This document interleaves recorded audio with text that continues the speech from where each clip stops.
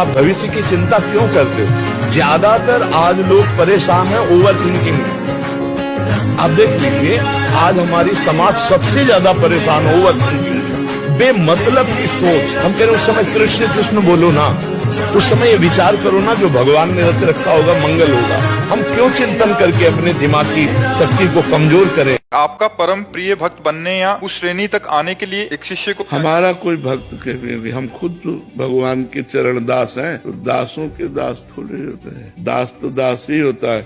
हमको तो जो पकड़े मिलता है और श्री जी के चरणों में चढ़ा देते हैं, तो हम श्री जी के चरणों तक पहुंचाने वाले पोस्टमैन हैं। श्री जी की बात आप तक, आपकी बात श्री जी तक।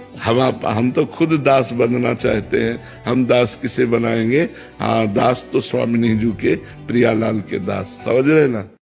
भगवान के प्राप्त करने के लिए कोई कठिनता नहीं। जो सबके दिमाग में बैठ गया है भगवान को प्राप्त करना बहुत कठिन है, कठिन नहीं है।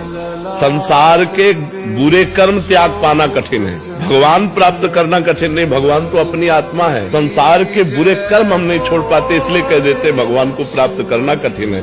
अगर हम बुराइयां छोड़ दें भगवान के भजन से और खूब परिवार में प्रेम से रहे और सहे कष्ट और नाम जप करें तो भगवान प्राप्त हो जाएंगे।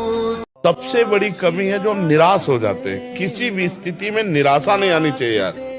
मनुष्य जीवन में किसी भी स्थिति में निराशा नहीं आनी चाहिए। हम फेल हो जाएं, हम हार जाएं, हम घाटे में, हम विपत्ति में, ये सब बनी रहेगी क्या? सबसे बढ़िया बात है प्रसन्न रहना, खुश रहना। ये पॉजिटिव से होगा। आपका चिंतन सकारात्मक होना चाहिए और इसके लिए आप में पावर चाहिए।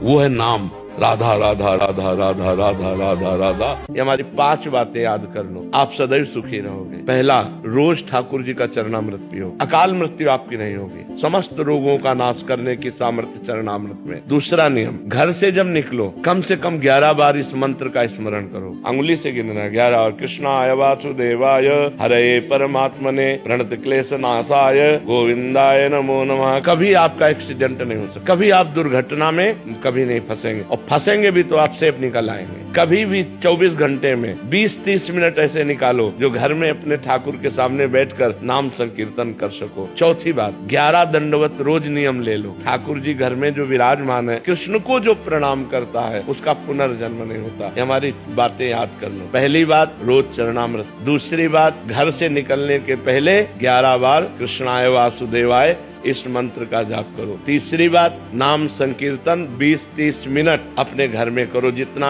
आनंद पूर्वक खुद डूब करके नाम संकीर्तन करो। चौथी बात, भगवान को 11 साष्टांग दंडवत करो। और 5वीं बात, वृंदावन की रज ले जाओ, जरा सी रज माथे पे रखी रहनी चाहिए, अपने बालों के बीच में जरा सी रज। फिर आप अपने जीवन को देख लेना, कितना मंगलमय जीवन होता है, कितना आपको पॉजिटिव विचार आते हैं, कितने आप दुख संकट से निवृत्त हो जाओगे। आप मान लो मेरी बात, लोग किसी के आशीर्वाद पर भरोसा करते हैं, हम कह रहे हैं आशीर्वाद का आशीर्वाद हम दे रहे हैं। ये 5 बातें मान लो हमारी।